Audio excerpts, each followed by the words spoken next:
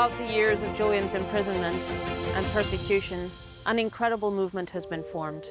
A movement of people from all walks of life, from around the world,